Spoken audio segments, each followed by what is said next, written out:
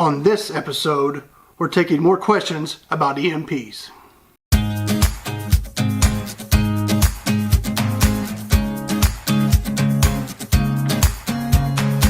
Hey everyone, I'm Scott Hughes and this is episode 3 of the Pondering Prepper Show. And today we're answering more of your questions about EMPs. The threat of an EMP seems to be looming over our heads more and more every day with the growing tensions between the US and North Korea. So we thought it would be fitting to continue our discussion from a few weeks ago about EMPs, answering your questions so that those that don't understand the effects of an EMP or what to do to prepare for one.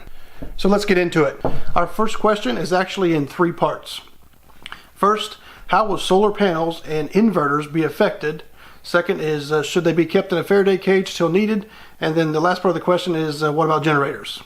So let's address the solar panels and inverters first. A solar panel may be resistant to an EMP to some extent, but if damage occurs, it's likely due to the wires between the solar panel and the charge controller. It really depends on how complex your system is. You can put it in several layers with different layers of protection and fail-safes as it goes down the line. If you're looking at a more simple system, like maybe a few panels, a small class inverter, and some car batteries, your best bet here is to store all of your, to store your charge controller in your Faraday cage. We just on the first episode we talked about how to make one of those. So there are tons of ways to make your own Faraday cage. He said Faraday box. I'm going to say Faraday cage, but you need to make sure that you've done your research so that you can be certain that whatever you store inside truly is safe from an EMP pulse. That said, you can use something as simple as heavy-duty aluminum foil, cardboard boxes, and a galvanized steel trash can. And the process to do this is fairly simple. You start by wrapping each item you want to protect in several layers of cloth, at least 3 layers. This helps isolate the item from the foil. Next, you want to wrap the item with plastic wrap, like saran wrap, or place it in a plastic bag. Then add 3 layers of aluminum foil, minimum. And this is heavy-duty aluminum foil, the thick stuff. You want to use your hands to kind of mold, the foil around the object,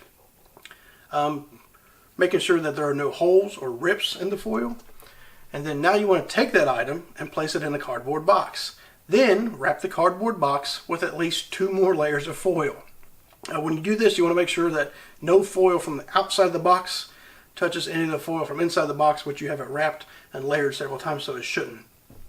Then you can last store the box off the ground. Anywhere you want to, as long as it's off the ground, it's fine. One of those.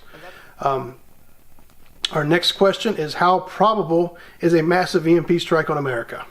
So the biggest threat of an EMP strike on America is obviously North Korea.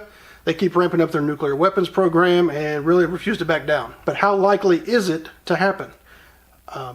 That's a question I ask myself a few times a week. It seems during the tense times it could happen anytime, and then things cool off a bit and the threat level seems to lessen.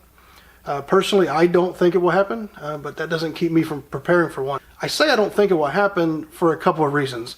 I really truly want to believe that if the threat level ever got so high that an attack was imminent, that our government would react. I know, trust me, I don't trust them to react timely either, but I'm kind of really hoping that if such an attack was imminent, that they really would. By react, I don't necessarily mean blow North Korea off the planet. I don't think that's the answer. But I think a serious series of negotiations could help lessen the chance of an EMP attack.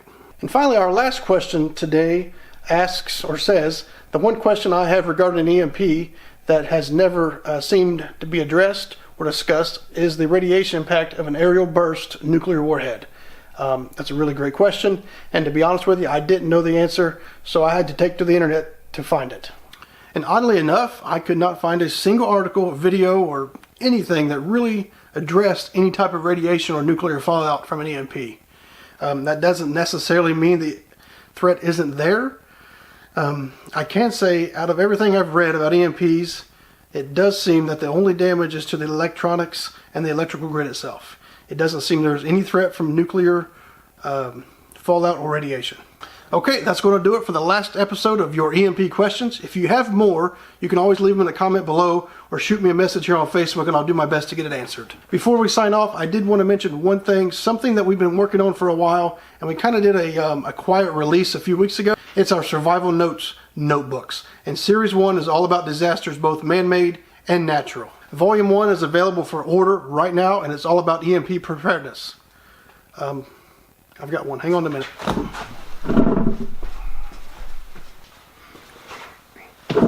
I thought I gave them all away. So this is the first prototype. The finished one looks a little bit different than this because we added some stuff to it.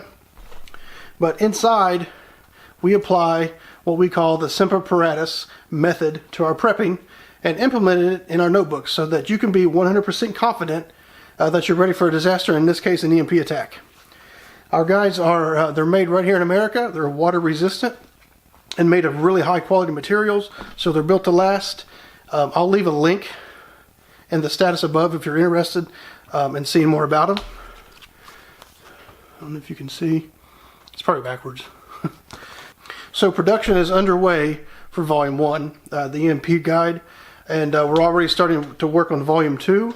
So if you want the EMP notebook, you'll need to order it soon. We have our first batch arriving very soon, so we're going to start shipping them. Kind of unique, they have these checklists in there. It comes with a grease pencil so you can mark it off. If you mess up, just erase it. They are water resistant. They have blank pages so you can add your own notes to them. The inside of the cover, a bunch of personal information up here you can add, so if somebody finds it or whatever you want to add to it, your coordinates or whatever, some useful information there. Also in the back cover you can see chock full of information. Anyway, it's a short episode today, guys. Sorry about that. But that's it. That was the last of your questions. I just wanted to mention the notebook real quick. There's a link above for that. And with that, remember, stay always ready, my friends. Take care. That's it. Not again.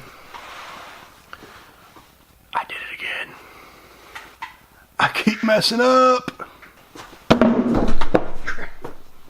I'm okay.